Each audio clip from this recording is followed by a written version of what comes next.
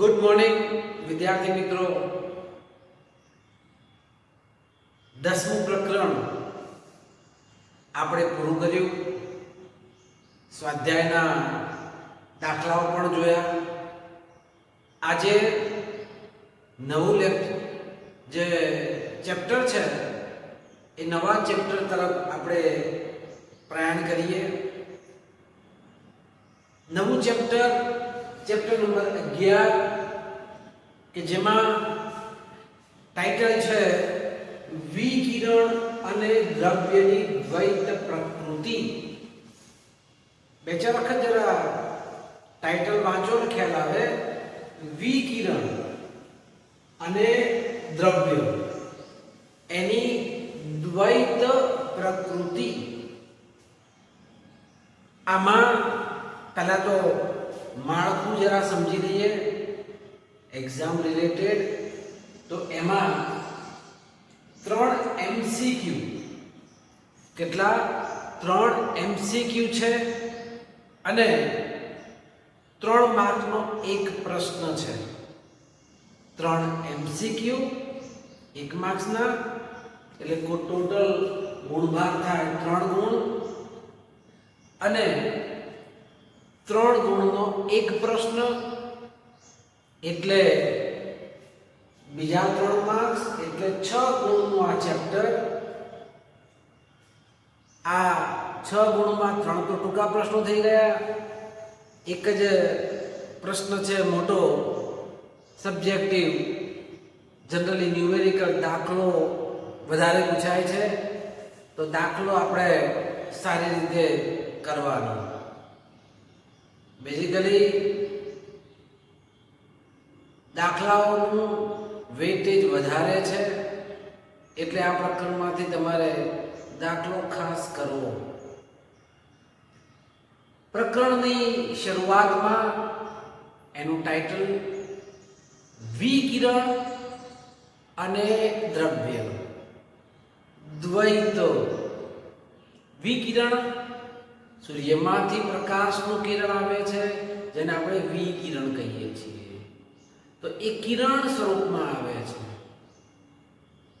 કિરણ છે તો પછી એમાં તરંગ સ્વરૂપમાં પણ હોઈ શકે. એટલે અહીંયા પહેલી વસ્તુ તો એ કે વિકિરણ કોને કહેવાય.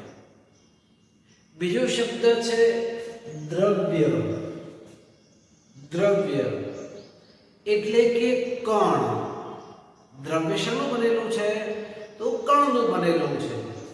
તો અહીંયા આ વિકિરણ અને આ જે દર્શાવેલું છે એ કણ એટલે કે દ્રવ્ય. તો વિકિરણ અને દ્રવ્ય બંનેની અસર જોવા મળે. દ્વૈત પ્રકૃતિ. દ્વૈત પ્રકૃતિ એટલે અમુક સંજોગોમાં એ વિકિરણ તરીકે વર્તે અને અમુક સંજોગોમાં એ દ્રવ્ય કણ તરીકે વર્તે. એટલે દ્વિ અસર જોવા મળે. ક્યારેક એ વિકિરણ સ્વરૂપમાં અસર દર્શાવશે, ક્યારેક કણ સ્વરૂપમાં અસર દર્શાવશે. અમુક સંજોગોમાં વિકિરણની ચર્ચા કરી ત્યારે પરિણામો મળતા ગયા, પણ કેટલાક એવા પરિણામો છે જે વિકિરણના સંદર્ભમાં લાગુ પાડી શકાતા નહોતા. ત્યારે કણવાદ અસ્તિત્વમાં આવેલો, એનો ઉપયોગ કર્યો. તો પછી ખબર પડી ના, તો કણ સ્વરૂપમાં પણ વર્તે છે. ફોટોન, જથ્થો, ફોટોન એટલે જથ્થો, ફોટોન સ્વરૂપમાં પણ મળે છે. અને પછી એવું નિષ્કર્ષણ મળ્યું. આઇન્સ્ટાઈન નામના વૈજ્ઞાનિકો, હોલોવેસે, પછી હર્ટ્ઝ નામના વૈજ્ઞાનિકે જુદા જુદા જે પ્રયોગો કરેલા છે અને એ બધા પ્રયોગોનો ક્યાસ કે જેમાં આ ટાઇટલ છે એ યોગ્ય રીતે બંધ બેસતું છે.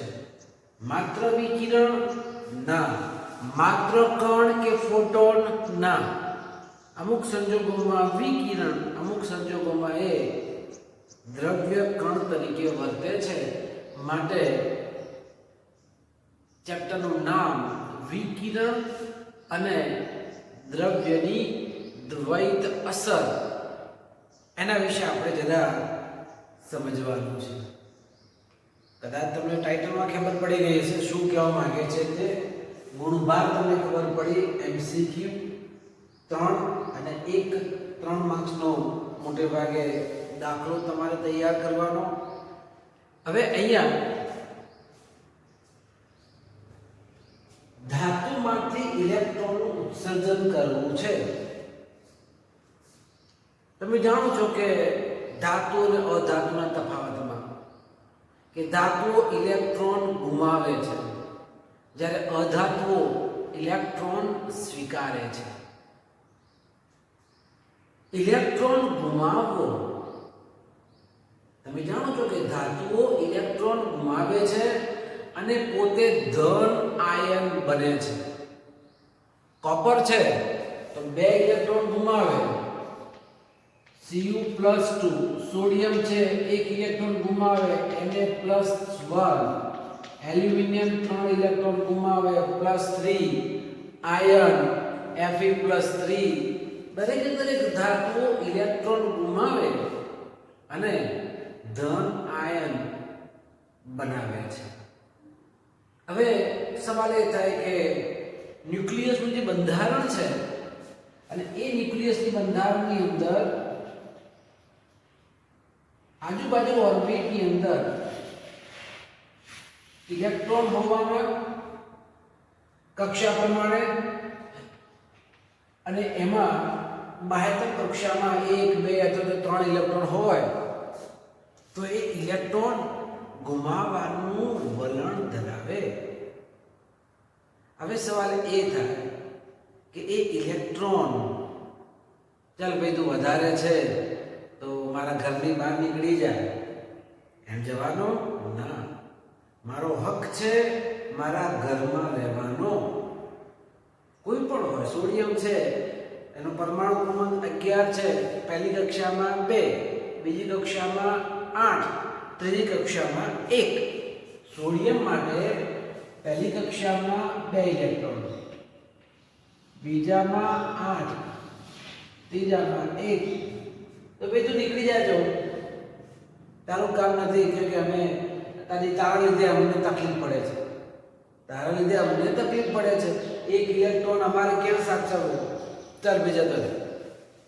પણ આ 1 છે એ કે એમને એમ જવાનો નથી. નો ડાઉટ ઇલેક્ટ્રોન ગુમાવવાની વૃત્તિ તો છે જ, એને પણ જવું છે. કારણ રોજ મારું માથું ખાય છે, જવા દો ને, મને અહીંયા નથી રહેવું.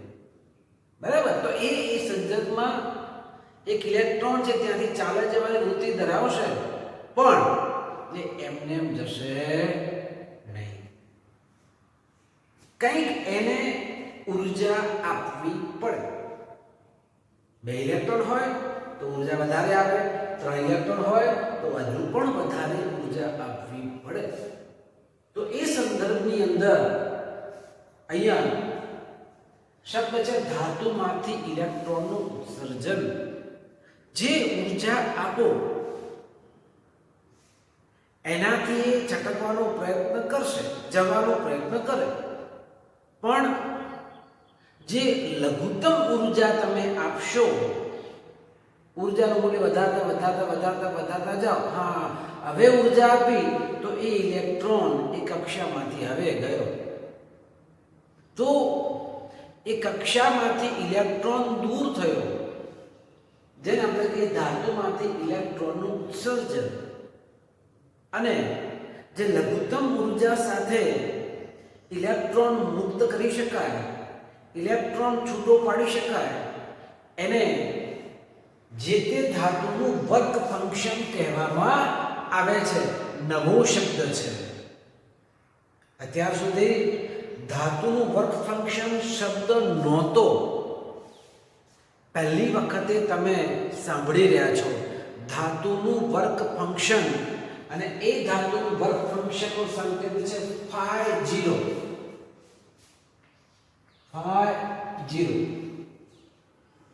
ધાતુનું વર્ક ફંક્શન એટલે phi 0, જે લઘુત્તમ ઊર્જા દ્વારા ઇલેક્ટ્રોનને કક્ષામાંથી મુક્ત કરી શકાય એ લઘુત્તમ ઊર્જા કે જેને ધાતુનું વર્ક ફંક્શન કહેવામાં આવે છે. ખબર પડી? લઘુત્તમ ઊર્જા, ઇલેક્ટ્રોન ત્યાંથી દૂર થવું એ ધાતુનું વર્ક ફંક્શન. હવે આ ધાતુનું વર્ક ફંક્શન phi 0 બરાબર જનરલી ઊર્જા છે ને, તો એ માટે 1 ઇલેક્ટ્રોન વોલ્ટ શું કહેવાય 1 eV. eV એટલે ઇલેક્ટ્રોન વોલ્ટ. તો 1 ઇલેક્ટ્રોન વોલ્ટ બરાબર 1.602 ગુણ્યા 10 ની -19 ઘાત જૂલ. કેટલું? 1 ઇલેક્ટ્રોન વોલ્ટ બરાબર 1.602 into 10⁻⁻19 જૂલ. અમુક ટાઈમે 1.6 10⁻⁻19 જૂલ લખો તો ભાઈ જવાબમાં ફેર નથી પડતો. હવે ઇલેક્ટ્રોન વોલ્ટ બરાબર આટલા જૂલ, તો 1 જૂલ બરાબર કેટલા ઇલેક્ટ્રોન? તો આ પદ છે એ 1 વડે ભાગી દઈએ તો 6.242 ગુણ્યા 10 ની 18 ઘાત ઇલેક્ટ્રોન વોલ્ટ. બંનેનો અનુપાત કદાચ ભૂલી જાઓ તો 1 ભાગ્યા 1.602 કરી નાખો તો 0.642 ગુણ્યા 10 ની 19 ઘાત એટલે એક ઘાત શિફ્ટ કરો 6.242 10 ની 18 ઘાત ઇલેક્ટ્રોન વોલ્ટ જવાબ આવે. તો આ રીતે આનો ફેરફાર આપણે કરવાનો રહેશે અમુક ટાઈમે દાખલામાં એમાં. તો 1 electron volt is equal to 1.602 into 10⁻⁻19 joule. અલગ અલગ ધાતુઓ માટે એમના વર્ક ફંક્શન જુદા જુદા હોય. અલગ અલગ ધાતુઓ માટે સોડિયમમાં જે ઊર્જા તમે આપો છો એલ્યુમિનિયમમાં જુદી હોય, સીઝિયમમાં જુદી હોય, પ્લેટિનમમાં જુદી હોય, આયર્નમાં જુદી જુદી હોય. એટલે કે ધાતુનો પ્રકાર કયો છે એ પ્રકાર ઉપર આધાર રાખે. પ્લેટિનમ ધાતુ છે અને એ પ્લેટિનમ માટે વર્ક ફંક્શન phi 0 બરાબર 5.65 ઇલેક્ટ્રોન વોલ્ટ, જે બધી જ ધાતુમાં મહત્તમ મૂલ્ય છે. તો સૌથી વધારે મહત્તમ ધાતુનું વર્ક ફંક્શન કઈ ધાતુ ધરાવે છે? તો પ્લેટિનમ ધરાવે છે. બરાબર? અને એનું મૂલ્ય 5.65 ઇલેક્ટ્રોન વોલ્ટ છે. બીજું, એવી કઈ ધાતુ છે કે જે ઓછામાં ઓછું ધાતુનું વર્ક ફંક્શન ધરાવે છે, કે જેમાં બહુ જ ઓછા મૂલ્યની ઊર્જા દ્વારા આપણે બાહ્ય કક્ષાના ઇલેક્ટ્રોન છે એ ગુમાવી શકીએ? તો એમાં છે સીઝિયમ ધાતુ. કઈ ધાતુ? સીઝિયમ ધાતુ. અને આ સીઝિયમ ધાતુ માટે વર્ક ફંક્શન 2.14 ઇલેક્ટ્રોન વોલ્ટ છે, જે લઘુત્તમ છે. તો બે વસ્તુ થઈ. સૌથી વધારે ધાતુનું વર્ક ફંક્શન પ્લેટિનમમાં, સૌથી ઓછામાં ઓછું વર્ક ફંક્શન તો સીઝિયમમાં. ક્લિયર? તો આ રીતે ધાતુ છે એ ધાતુના બાહ્ય કક્ષામાંથી ઇલેક્ટ્રોન ગુમાવવા માટે, દૂર કરવા માટે આપવી પડતી લઘુત્તમ શબ્દ આવવો જોઈએ, લઘુત્તમ ઊર્જા, જેને ધાતુનું વર્ક ફંક્શન phi 0 કહેવામાં આવે છે. એના એકમોમાં ઇલેક્ટ્રોન વોલ્ટ અથવા તો આપણે એને જૂલના સંદર્ભમાં કહી શકીએ. સમજણ પડી? ધાતુનું વર્ક ફંક્શન કોને કહેવાય તે? રાઈટ. હવે ઊર્જા તો આપણે આપી ઇલેક્ટ્રોન જશે, પણ કઈ રીત દ્વારા આપણે આનું ઉત્સર્જન કરી શકીએ? કોના દ્વારા આપણે ધાતુની જે સપાટી છે એમાંથી ઊર્જા, ધાતુનું વર્ક ફંક્શન જેટલું મળે અને ત્યાંથી ઇલેક્ટ્રોન ચાલ્યો જાય? કઈ રીત? કોઈને ઘરમાંથી દૂર કરવો છે તો ભાઈ પ્રેમથી જતા રહો ને તો જશો. બધા ના જાય. કેટલાક એ ભાઈ જાઓ ચાલો બહુ થયું. પછી કોઈનામાં શું કરવું પડે? ગુસ્સે થઈ ગયો જાને જાનો મનો ઝઘડો કરવો પડે. પછી કોઈને દે ધનાધન લાફાવાળી કરીને એને દૂર કરવો પડે. હા, જેવો વ્યક્તિ એના આધારે વધારે ઉગ્રતા કરીને ટોળે વળીને પછી એને બહાર કાઢવો છે, અલ્ટિમેટલી એને દૂર કરવો છે. એના ઘણા રસ્તા છે. નથી કહેતા કે ભાઈ શાંતિ રાખ, હવે કંઈ કહીએ પહેલાં લીવ ધ ક્લાસ, શાંતિથી જતા રહો બસ. હા, તો એવી રીતે જુદા જુદી ધાતુના વર્ગ ફંક્શન જુદા જુદા છે. તો કઈ રીત તમે એપ્લાય કરી છે? તો એ રીત એમાં 3 અગત્યના પોઈન્ટ કે જેના દ્વારા ઇલેક્ટ્રોનનું ઉત્સર્જન થઈ શકે. એમાં 3 છે: તાપીય ઉત્સર્જન, ક્ષેત્રીય ઉત્સર્જન અને ફોટો ઇલેક્ટ્રિક ઉત્સર્જન. આ પ્રશ્ન અગત્યનો. ધાતુમાંથી ઇલેક્ટ્રોન ઉત્સર્જન કરવાની રીતો વિશે સમજાવો. તો ધાતુમાંથી ઇલેક્ટ્રોન ઉત્સર્જન કરવાની 3 રીતો: તાપીય ઉત્સર્જન, બીજું ક્ષેત્રીય ઉત્સર્જન અને ત્રીજું છે ફોટો ઇલેક્ટ્રિક ઉત્સર્જન. હવે તાપીય ઉત્સર્જન એટલે શું? તમે એટલી માત્રામાં એ ધાતુની સપાટી ઉપર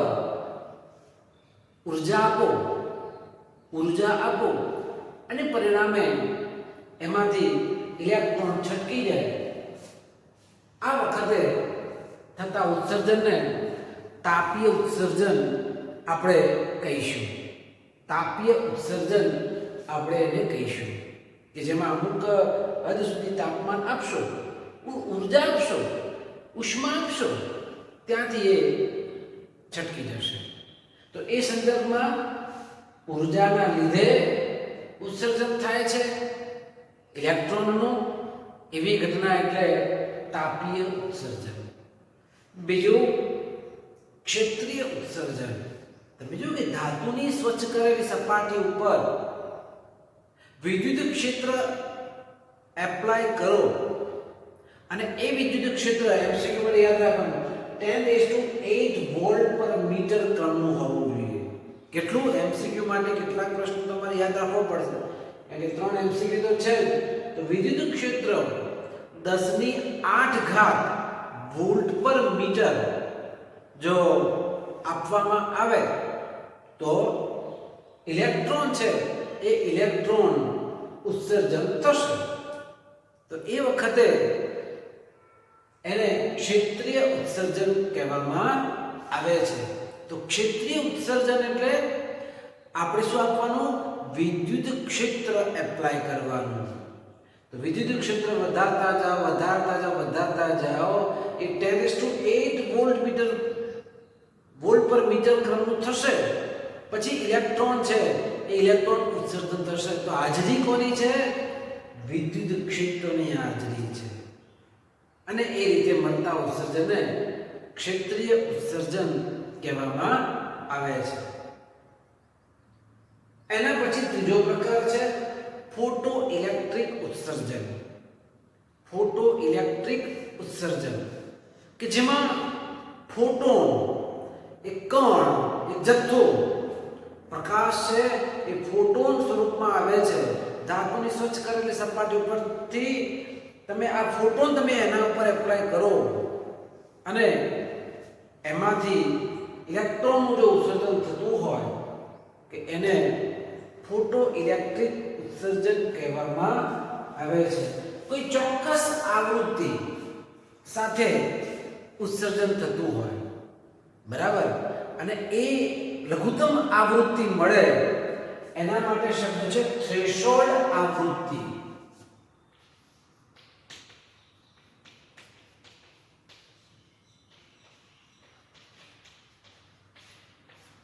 આ પણ તમારા માટે નવો શબ્દ છે, થ્રેશોલ્ડ આવૃત્તિ. તો થ્રેશોલ્ડ આવૃત્તિ તમારે 3 બાબતો વિશે ધ્યાન રાખવાનું. તાપીય ઉત્સર્જન, ક્ષેત્રીય ઉત્સર્જન અને ફોટો ઇલેક્ટ્રિક ઉત્સર્જન. અને એ ધાતુ કઈ છે તે, ધાતુની સપાટી કેવી છે તે, એનું ક્ષેત્ર કેટલું છે તે, આ બધી બાબતો ઉપર અસર કરે. જુદા જુદા વૈજ્ઞાનિકોએ ઘણા બધા પ્રયોગો કર્યા છે અને ઇલેક્ટ્રોન ઉત્સર્જન મેળવવાનો પ્રયાસ કર્યો છે. ફોટો ઇલેક્ટ્રિક અસરના સંદર્ભની અંદર અહીંયા ફોટોનું ઉત્સર્જન થાય છે જથ્થાના સ્વરૂપમાં. ત્યારે આ એક આકૃતિ જરા સમજીએ. ફોટો ઇલેક્ટ્રિક અસરમાં શું થાય? તો આ ફોટો ઇલેક્ટ્રિક અસરની અંદર એક જરા આકૃતિ જરા સમજી લઈએ. આકૃતિ સચ નામ નિર્દેશન સાથે તમારે અવશ્ય દોરવાની છે. એમાં જરા અહીંયા આકૃતિમાં તમે જુઓ, આવી એક કાચની શૂન્યાવકાશવાળી નળી, કાચની શૂન્યાવકાશવાળી નળી કે જેમાં અંદર હવા કે બીજું કોઈ માધ્યમ અંદર નથી, તો એને નિર્વાત ટ્યુબ પણ કહેવાય. નિર્વાત.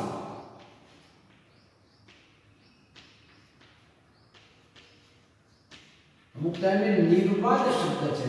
વાત એટલે પવન, કશું જ નથી, ની એટલે નથી. તો નિર્વાત ટ્યુબ અથવા તો આવી એક કાચની નળી કે જેમાં આવો એક નળીનો ભાગ, અહીંયા દરવાજો છે, બારી છે, જે ક્વાર્ટ્ઝની બનેલી છે, માટે એને ક્વાર્ટ્ઝ વિન્ડો W વડે દર્શાવવામાં આવે છે. શું કહેવામાં આવે છે? ક્વાર્ટ્ઝ વિન્ડો. તો આવી ક્વાર્ટ્ઝ વિન્ડો ધરાવતી કાચની શૂન્યાવકાશવાળી ટ્યુબ જેની અંદર કેથોડ અને એનોડ બે પ્લેટો છે, બે બાજુ, એક કેથોડ અને બીજું એનોડ, એક ધન વિદ્યુત સ્થિતિમાન હોય, બીજું ઋણ વિદ્યુત સ્થિતિમાન હોય. આવી બે પ્લેટો જેને આપણે વ્યવહારમાં કેથોડ અને એનોડ કહીશું. હવે અને આ કેથોડ એ કેવી છે? ફોટો સંવેદી પ્લેટ. ફોટો સંવેદી પ્લેટ એટલે એના ઉપર કોઈ વિકિરણ આપાદા થાય તો એ એક્ટિવ બને છે, સંવેદના અનુભવે છે, એવી ફોટો સંવેદી પ્લેટ. હવે આ ક્વાર્ટ્ઝની જે વિન્ડો છે એમાંથી આ સોર્સ, S એટલે સોર્સ, એમાંથી સૂર્ય માની લો ને, આવો કોઈ સોર્સ જેમાંથી પ્રકાશનું કિરણ આ કેથોડ પ્લેટ ઉપર આપાદિત થાય છે. પરિણામે આ તો ફોટો સંવેદી પ્લેટ હતી અને એ ક્વાર્ટ્ઝની બારીમાંથી આવતો જે વિકિરણનો જથ્થો છે એ આની ઉપર આપાદિત થતા ફોટોન સ્વરૂપમાં આવે છે. અહીંયાથી ઇલેક્ટ્રોન છે, ઇલેક્ટ્રોન ઉત્સર્જિત થાય. હવે આ ઇલેક્ટ્રોન ઉત્સર્જિત થતા જાય ક્યાં? તો કે એનોડ પ્લેટ ઉપર જાય. ધન વિદ્યુત બારે હોય તો એનોડ છે એ એનોડનું એ એક્સેપ્ટ કરશે, ઇલેક્ટ્રોન ત્યાં જતા જશે. તો ઇલેક્ટ્રોન છે, ઇલેક્ટ્રોન ધીરે ધીરે ધીરે એ એનોડ તરફ જતા જાય. ઓકે. હવે આ એનોડ, આ કેથોડ, એને આ રીતે સ્વિચ બોર્ડ જેને કહેવાય કમ્યુટેટર. શું કહેવાય? કમ્યુટેટર. તો એ કમ્યુટેટર સાથે કનેક્શન કરવામાં આવે અને એ કમ્યુટેટર સાથે બહુ જ સૂક્ષ્મ પ્રવાહ મળતો હોય માટે ત્યાં માઇક્રોના ક્રમનું એમીટર લગાડવામાં આવે. કયું? માઇક્રોના ક્રમનું એમીટર, એટલે કે માઇક્રો એમ્પિયર ક્રમનું આ એમીટર છે. એમીટરનું કાર્ય શું? વિદ્યુત પ્રવાહ માપવાનું. કે કેટલો વિદ્યુત પ્રવાહ મળે છે, તો એ માટે અહીંયા માઇક્રો એમ્પિયર ક્રમનો પ્રવાહ મળે, બહુ સૂક્ષ્મ પ્રવાહ મળે, 10⁻⁶ એમ્પિયરના ક્રમમાં, એટલે કેટલો થયો, બહુ જ નાનો પ્રવાહ મળ્યો. પાછું બે છેડા વચ્ચે વિદ્યુત સ્થિતિમાનનો તફાવત માપવા માટે વોલ્ટમીટર પણ છે.